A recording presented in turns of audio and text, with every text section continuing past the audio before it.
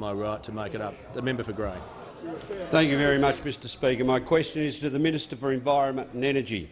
I know the minister is aware that South Australians have the most expensive and unreliable electricity grid in the nation, and last night again 200,000 people were plunged into darkness. It is imperative we quickly locate alternatives to supplement our baseload capacity, and there has been considerable interest in building renewable energy platforms with storage in the Grey electorate. Can the minister report on the state of the South Australian electricity market and opportunities for the future? The Minister for the Environment and Energy. Well, I thank the member for Grey for his question and acknowledge his deep concern about the state of the electricity markets, not just in South Australia but right across the nation.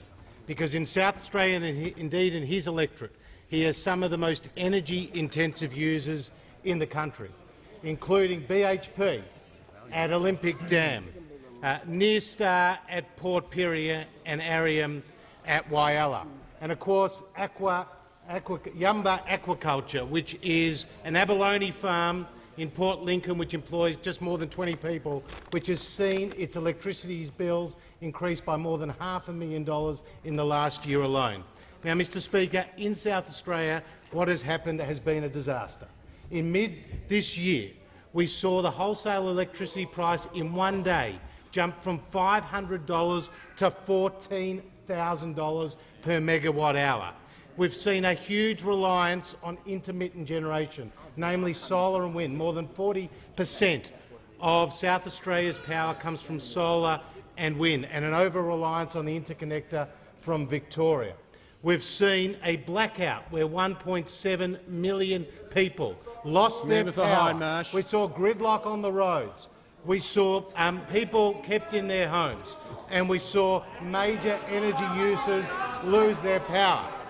Now, Mr Speaker, this is a disaster which we've just had another wake-up call yesterday, because at 1:15 this morning, 200,000 South Australians lost their power, and BHP lost their power for 4 hours.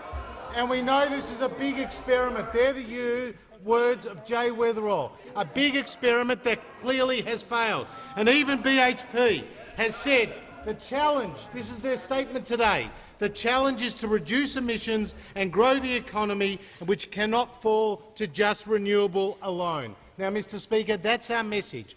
Our message is the decision by the Labor Party to join with the Greens to immediately phase out coal-fired power station is going to cost jobs, cost investment and compromise energy security. It's been criticised by people like Graham Richardson, criticised by Keith DeLacy, criticised by the Grattan Institute and many others who are watching the Labor Party leave behind the blue-collar workers in pursuit of green votes in the city, Mr Speaker.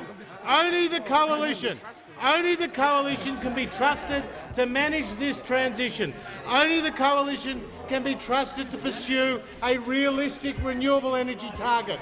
Only the coalition can keep the lights on, and only the coalition believes in keeping blue-collar jobs in our regions and not pursuing those green votes in the city like those opposite, Mr Speaker. The member for